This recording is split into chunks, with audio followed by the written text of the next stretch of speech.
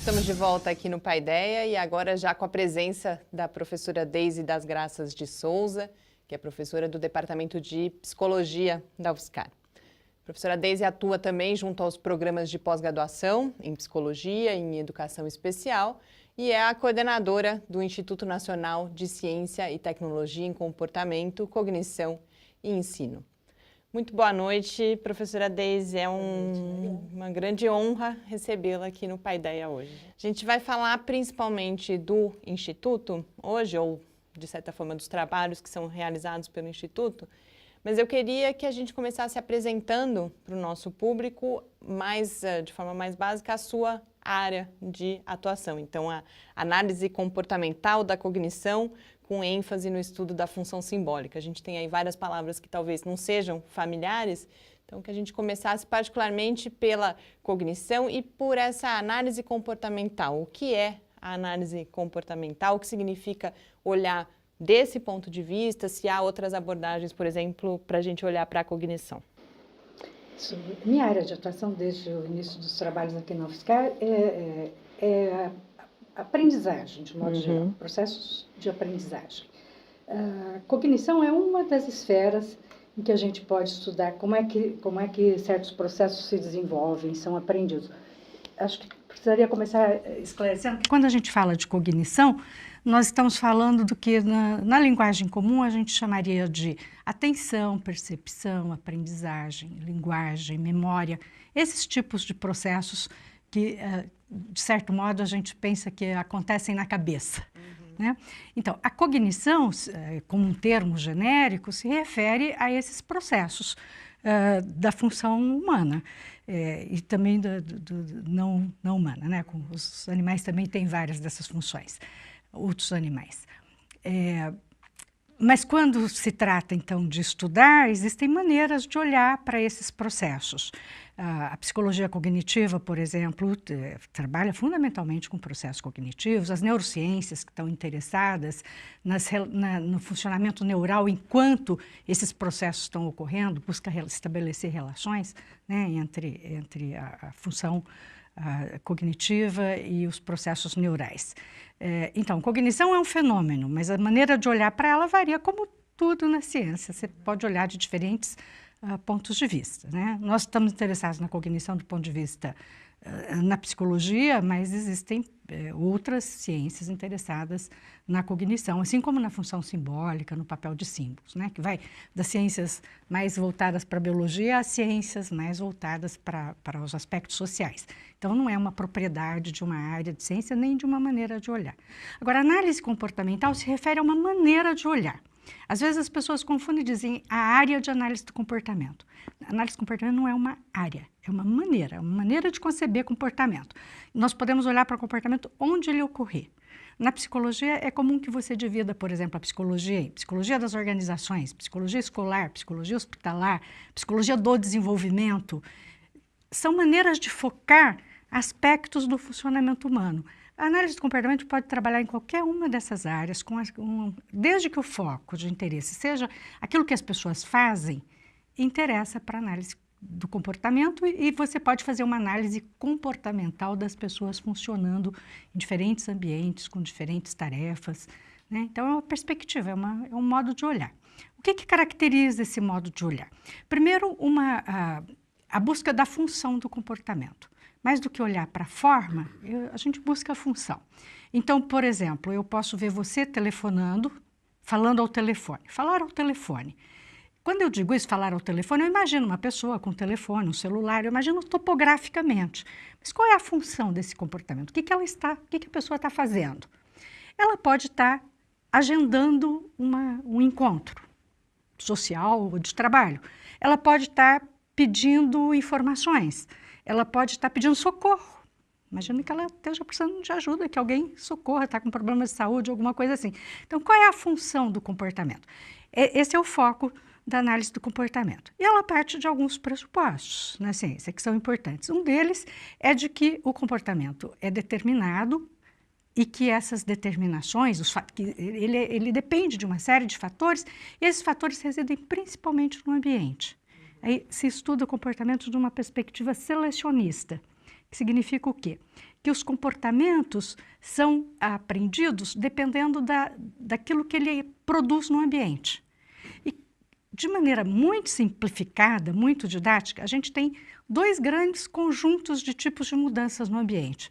Algumas mudanças que fortalecem o comportamento, levam ele a ocorrer novamente, aumenta a probabilidade que a pessoa continue repetindo aquilo e vá aperfeiçoando os comportamentos. Então, são os processos de aprendizagem na aquisição de comportamentos novos. E existem interações que têm a função de eliminar aquele comportamento, de terminar, de fazer com que ele deixe de ocorrer. Então, quando fazemos uma análise comportamental, fundamentalmente nós estamos buscando qual é a função do comportamento e estamos tentando entender como é que esse comportamento, como é que essa função se estabelece na interação do organismo com o ambiente. Tanto aqueles aspectos que ele leva em conta quando se comporta, as dicas, as pistas do ambiente, quanto o que é que ele produz, as consequências que ele produz no ambiente. Quando a gente fala de ambiente, a gente está incluindo aí a interação com outros indivíduos, né? Isso, quando nós estamos falando de ambiente, isso inclui ambiente físico, inclui ambiente social e para o comportamento humano, o mais importante aspecto do ambiente são os comportamentos das outras pessoas, aquilo que as outras pessoas fazem na interação, e estão incluindo aí, já para tocar no nosso assunto, os símbolos, que são parte. Símbolos, eles não são ambiente em si mesmo, eles são partes de relações. Então, faz parte do ambiente relacional, mas faz parte do ambiente também. Estamos falando de tudo isso. Algumas vezes falam de comportamento que as pessoas podem ter herdado dos pais, etc. E aqui, quando você estava definindo comportamento, só estava falando da interação com o meio ambiente. E isso também existe ou não? Comportamentos que as pessoas já nascem com eles? Existem alguns comportamentos muito básicos, os chamados reflexos e alguns padrões típicos de espécie que são herdados filogeneticamente. Então, não diretamente dos pais, mas são parte de uma herança da espécie. Né? O resto, os comportamentos mais complexos, esses que a gente vê no dia a dia, são comportamentos que são aprendidos. Muitas vezes são muito parecidos com os comportamentos dos pais, porque os pais são os eventos mais significativos na vida do indivíduo e a criança começa aprendendo desde muito cedo. Né? Os pais definem, por exemplo, a criança faz algum tipo de coisa que os pais apreciam, isso significa o quê? Que eles vão prover o ambiente de várias oportunidades ricas para a criança se perceber nessa situação. Estou falando das consequências do comportamento da criança. Ela se percebe aceita e a interação continua. Então, os pais vão valorizando certas maneiras de fazer da criança. E esses comportamentos vão se desenvolvendo. Se a criança faz alguma outra coisa que os pais não gostam, às vezes eles punem, mesmo que de maneira branda, ou pelo menos não mantêm uma interação com a criança a respeito daquilo, redirecionam para outra coisa. Então, esses comportamentos que os pais não gostam muito, ou não apreciam, não querem ver desenvolvido, tendem a desaparecer. Agora, às vezes, os processos de aprendizagem são muito sutis e muitas vezes a gente não sabe exatamente o que vai funcionar como consequências que vão levar ou não à aquisição de comportamentos. Então, os pais, inadvertidamente, muitas vezes ensinam para as crianças aquilo que eles não gostariam que elas fizessem. Às vezes chega a gerar problemas sérios de comportamento que depois precisam de intervenção, por causa dessa sensibilidade do comportamento às consequências. Então, às vezes, um pai quer que uma criança não apresente um certo tipo de comportamento e vai falar sobre aquilo, vai explicar, vai insistir. Essa é uma maneira de estar provendo atenção e, às vezes, é por aí, então, que a criança tende a repetir aquilo, porque quando ela repete, ela ganha essa interação com o pai ou com a mãe. Desde que você começou a falar sobre função simbólica, sobre o estabelecimento de relações simbólicas, eu queria que a gente tentasse se aprofundar um pouco nisso, contar para quem está nos acompanhando qual é o papel dessas relações, que tipo de estudos, então, também podem ser realizados sobre essas relações. Falar de função simbólica em abstrato pode parecer muito complicado. Então, eu já vou entrar no ponto em que a gente estuda. Nós estamos basicamente estudando aquisição de linguagem. Linguagem, basicamente, nós temos dois sistemas de símbolos. Né? Nós temos o conjunto de palavras, pensando na linguagem natural, nós podemos pensar em linguagem musical, a matemática, que é a linguagem. Toda vez que a gente pensa em linguagens, a gente está pensando no quê? Em sistemas que são construídos socialmente, são convencionados. O que significa que são criados códigos E aprender esse sistema significa aprender a relação entre o código e aquilo que ele representa. Tá? Então, no nosso instituto, nós estamos estudando principalmente a linguagem falada, a linguagem natural. No nosso caso é português, mas também nós estamos iniciando uma linha sobre estudos de segunda língua, mas também tem estudos sobre matemática e sobre música. Então, nós estamos interessados na aprendizagem desses sistemas simbólicos. O que é um símbolo? Um símbolo é alguma coisa do ambiente, mas que o indivíduo aprendeu a relacionar com outras coisas. Então, o símbolo é aquela parte do ambiente que representa uma outra coisa do ambiente. Né? Então, eu me relaciono com frutas de modo geral, eu pego, eu corto, eu tiro casca, eu como, eu uso para fazer doce. Essa é a interação direta no mundo das frutas.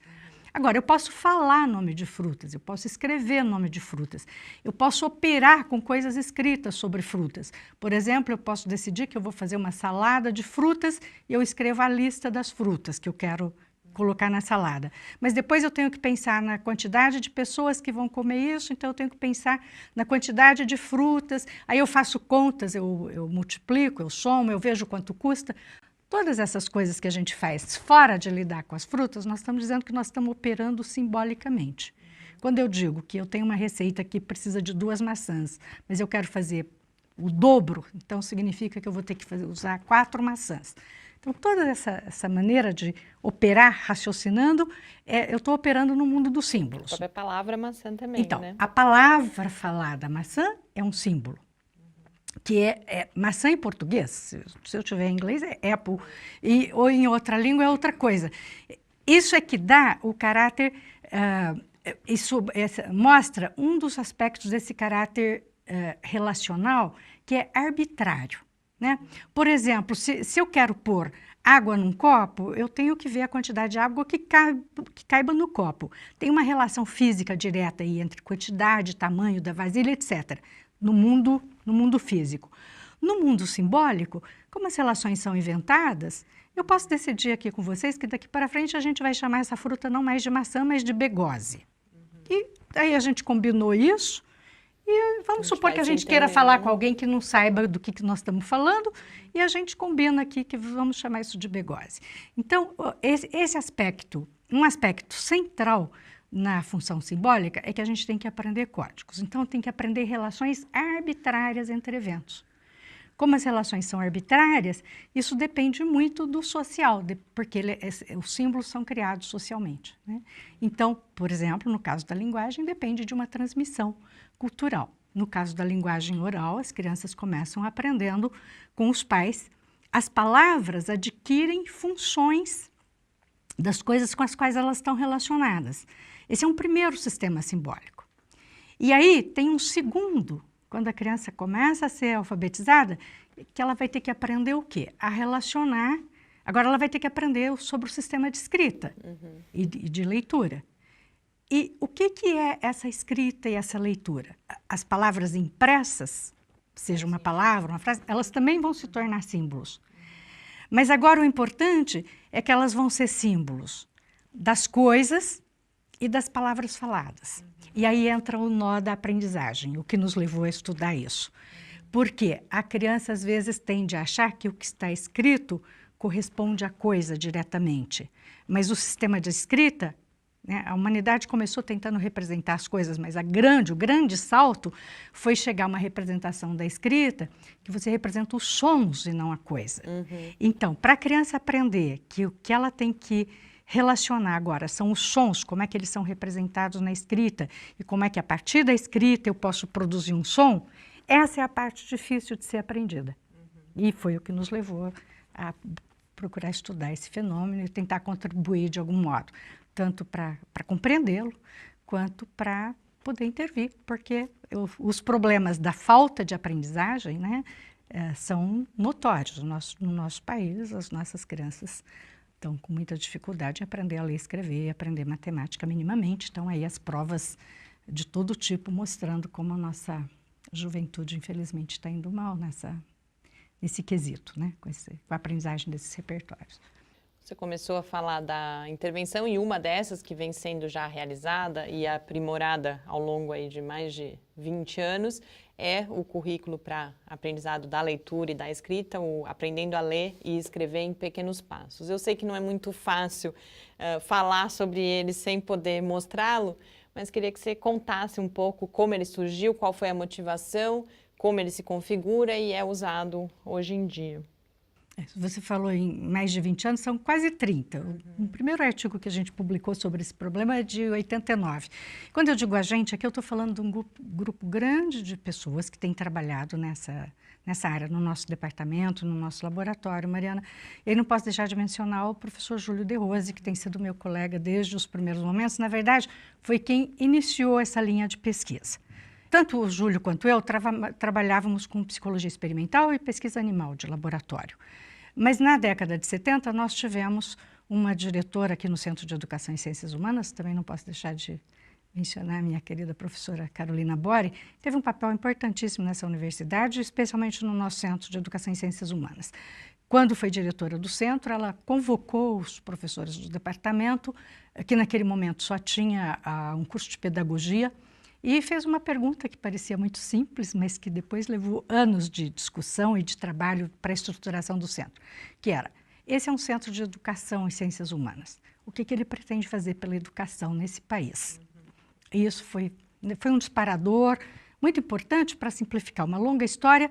Nós abrimos em 78 um programa de mestrado em educação especial, que mais tarde se tornou um programa de mestrado e doutorado. E por conta desse programa, quer dizer, o que nós constatamos era, naquela época, no final da década de 70, havia um contingente enorme de crianças sendo encaminhadas para classes especiais e para escolas especiais. Algumas dessas pessoas claramente tinham necessidades especiais típicas, crianças com deficiência visual, com deficiência auditiva, com deficiência motora, física, mas o que começou a assustar a gente muito, assim, de imediato, quando tomamos contato com essa problemática, era a quantidade de crianças que os professores não conseguiam ensinar em sala de aula, e então pediam avaliação psicológica, e os laudos psicológicos naquela época levavam as pessoas, então, muitas dessas crianças eram recomendadas para classes especiais. E quando começamos a estudar um pouco sobre esse problema, verificamos que não é um problema só nacional, era um problema no mundo inteiro, e que isso tinha a ver com, cada vez que a criança apresentava dificuldade, o professor não sabia como lidar com ela, então o jeito era tirar da sala e ir para a classe especial. Mas a classe especial não oferecia nada que pudesse resolver o problema que ela tinha. Não é um problema de deficiência, é um problema, depois a gente veio a descobrir, de uma necessidade de um modo específico de aprender. Essas crianças, elas precisam de um pouco mais de tempo para dominar as relações arbitrárias entre eventos. Ela precisa de um pouco de tempo para querer deixar que a escrita represente a coisa e entender que ela tem que aprender o código para os sons, né? E essa é a dificuldade que estava levando essas crianças para classes especiais. Então, quando começamos a ver que tinha essa problemática, Júlio e eu começamos a tentar entender isso. Nós tínhamos outros colegas cuidando de deficiência visual, auditiva, e então, de deficiência intelectual, e nós resolvemos investir nessa população. Vamos tentar entender, então, primeiro, começamos a trabalhar com crianças que os professores indicavam como apresentando dificuldades e queríamos ver por que eles não estavam aprendendo. Então, aí a gente programava várias tarefas de aprendizagem e fomos percebendo isso. Eles podiam aprender, eles eram capazes de aprender. Então, se você programa uma tarefa bem pequena de leitura e escrita, eles aprendiam. Bom, então por que não estão aprendendo na escola? Também aí teve um longo desenvolvimento de procedimentos, de estudos de processos, e a gente construiu, então, um primeiro módulo de ensino. O que é esse módulo de ensino? Nós partimos de alguns princípios básicos de aprendizagem. Primeiro, os indivíduos aprendem mais facilmente quando a necessidade de aprendizagem é um passo pequeno em relação àquilo que ele já sabe. Então, você tem que começar com aquilo que o indivíduo já tem, com o que ele já sabe. Segundo, na aprendizagem de leitura e escrita, como a gente está trabalhando com relações arbitrárias, mas essas relações, os símbolos, eles entram numa relação de significado, eles representam e entram numa relação de significado. Então, eles precisariam aprender a ler com compreensão. Isso definiu que, em vez de ficar ensinando nomes de letras, nomes ensinando sílabas, etc., a gente queria que, de início, as crianças aprendessem que há uma relação entre uma coisa, aquilo que ele fala sobre ela e como se escreve, o nome dela. Começamos com nomes das coisas, com substantivos e de objetos ou elementos concretos do ambiente, com palavras cujos nomes são palavras de alto uso, de uso frequente nas nossas comunidades. Então, você sabia que era uma coisa que a criança já tinha ouvido, ela já sabia falar e, portanto, a gente começava com isso. Então, as tarefinhas de aprendizagem, levando em conta esses princípios, eram tarefas muito simples, em que a gente começava pedindo para essa criança, numa tarefinha, por exemplo, a gente dizia os nomes das coisas e elas tinham que identificar as figuras. Isso elas já sabiam fazer. Um próximo passo era, então, agora eu digo as palavras, eu digo esses mesmos nomes, a palavra falada, e apresento palavras escritas, para ela identificar onde é que está a palavra escrita. Bom, mas ela não sabia ainda. Então, como é que a gente ensina isso? Né? E como é que a gente ensina para uma criança que, enquanto você estava trabalhando com as figuras, elas achavam divertidíssimo. Na hora que você introduzia uma palavra escrita, a primeira reação da criança era olhar para o lado, olhar para outra coisa e se desinteressar da tarefa. Porque eram crianças que já tinham uma longa história de fracasso na escola. Né? Então, nós resolvemos construir esse material com essas características de uma maneira que, desde o início, nós pensamos em desenvolver alguma coisa que pudesse ser aplicada nas escolas. Então, nós desenvolvemos um conjunto de tarefas que eram organizadas no que a gente chama de tentativas discretas. O que é isso? A gente precisa explicar para ficar fácil. A tarefa é dividida em passos muito pequenos, passos que você sabe que a criança pode dar e vai aumentando gradualmente a dificuldade, mas sempre pedindo uma tarefinha bem estruturada. Então, uma tentativa é uma tarefinha de ensino que tem uma instrução. Eu vou dar um exemplo claro aqui. Eu coloco na frente da criança uma página em branco com 3 figuras, então estímulos visuais coloridos, e digo para ela, aponte vaca. Tem a figura de uma vaca ali, com uma de cachorro e uma de carneiro. A tarefa dela é só apontar a vaca. Então, eu dou uma instrução, ela tem que fazer alguma coisa, então eu espero que a criança responda, e isso envolve um outro componente importante, é a resposta ativa da criança. E aí ela tem feedback. Se está correto, ela tem dica de que está certo. Se está errado, eu não digo para a criança, ai que horror, como você não sabe o que é uma vaca.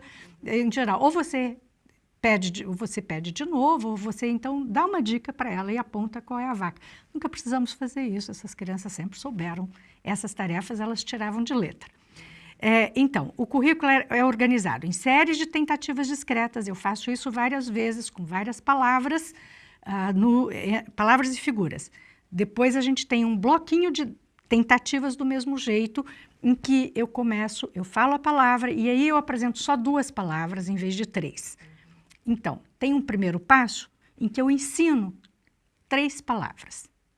E 3, os dados sobre o funcionamento de memória, dizem que é um número que a gente consegue aprender e manter na memória de trabalho por um certo tempo e que consegue memorizar sem muita dificuldade.